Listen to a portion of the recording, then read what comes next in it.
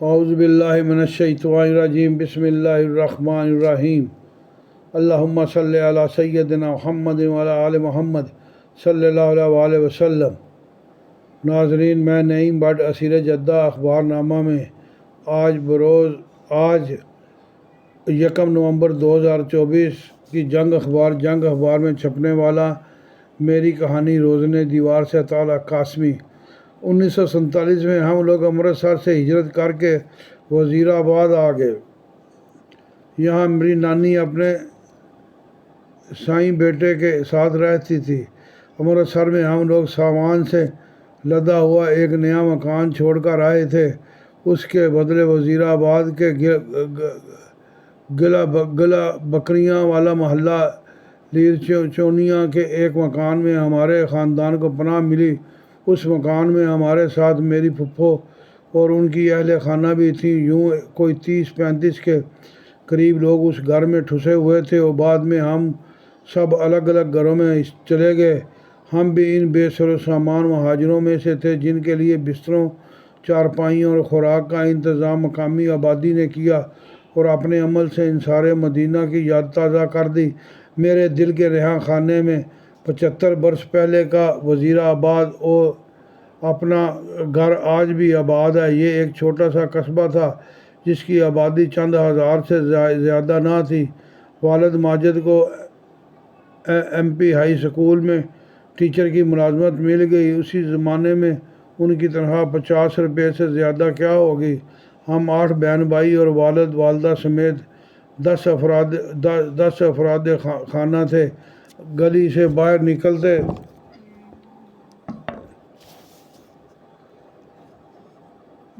باہر نکلتے ہی بائیں ہاتھ ملک عطا اللہ کی دودھ کی دکان تھی۔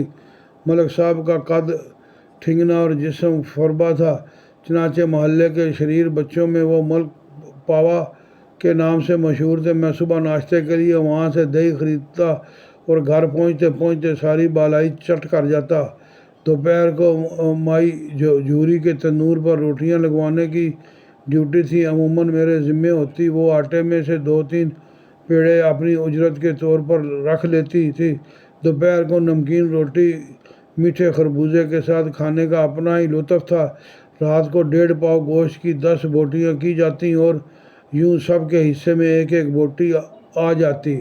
امی جان اپنے حصے کا سالن الگ کر لیتی اور اگر کوئی مہمان آ جاتا یا کوئی فقیر صدا لگاتا تو یہ سالن اس کے آگے رکھ دیتی۔ میں نے اپنے بچپن میں کئی بار اپنی ماں کو ہانڈی سے روٹی پونچھ کر ہی کھاتے دیکھا۔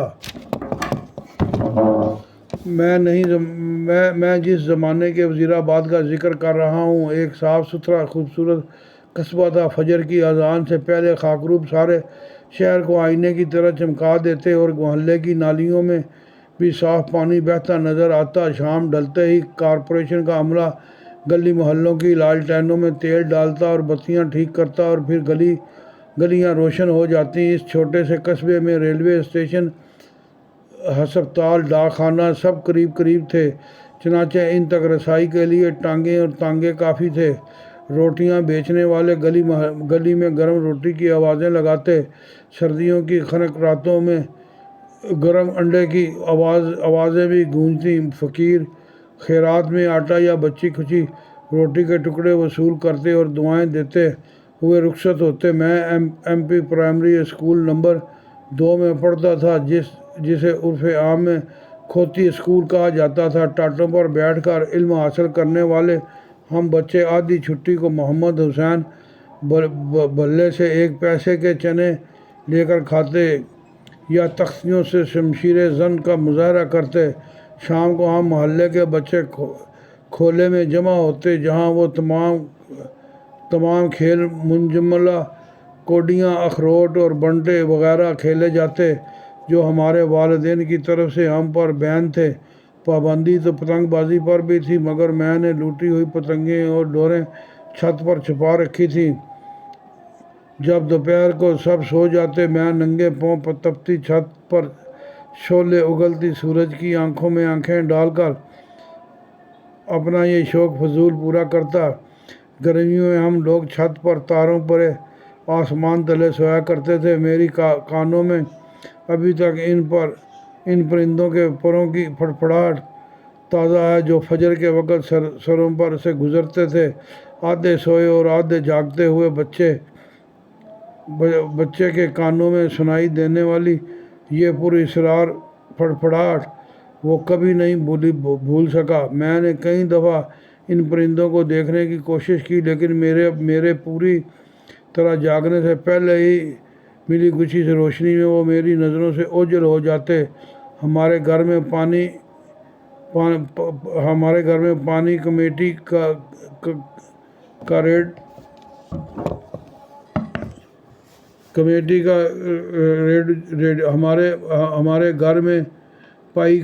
کا ریڈیو جو بیٹھک میں ایک ڈیکوریشن اور اسٹیٹس سمبل کے طور پر نمایاں جگہ پر دھرا ہوا ہوتا تھا، کڑھائی والے سفید رومال سے ڈھانپ کر رکھا جاتا تھا تاکہ یہ گرد و غبار سے محفوظ رہے۔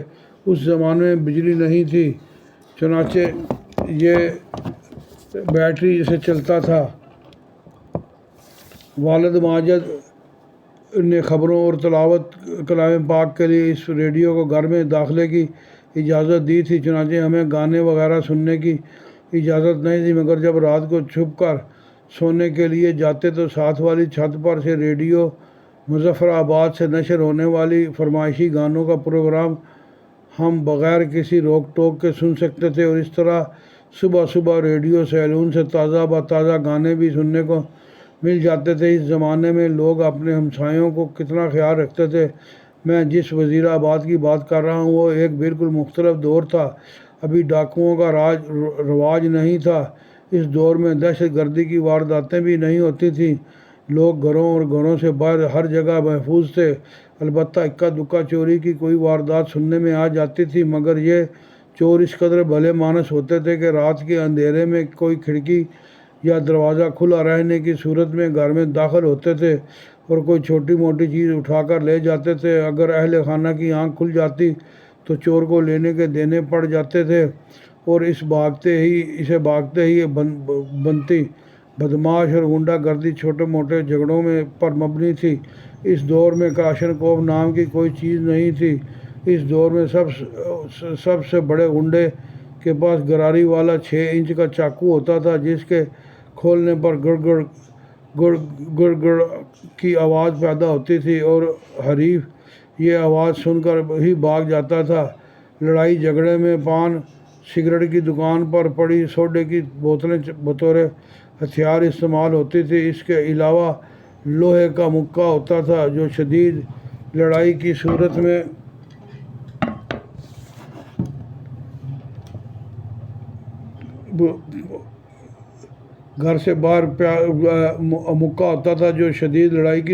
استعمال کیا جاتا تھا۔ وزیر آباد میں جانا چور بہت مشہور تھا، مگر وزیر آباد میں نہیں، وزیر آباد سے باہر وارداتیں کرتا تھا۔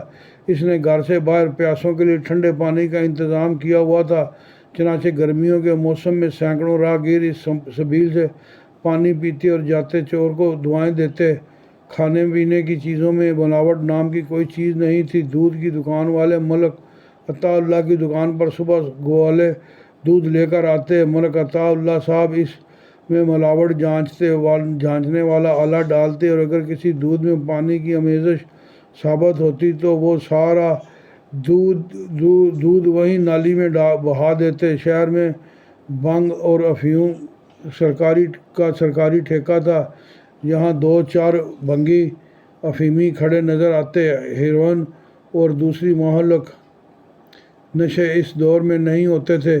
ایک صاحب کے بارے میں سننے میں آتا تھا کہ وہ شراب پیتے ہیں۔ جاری ہے۔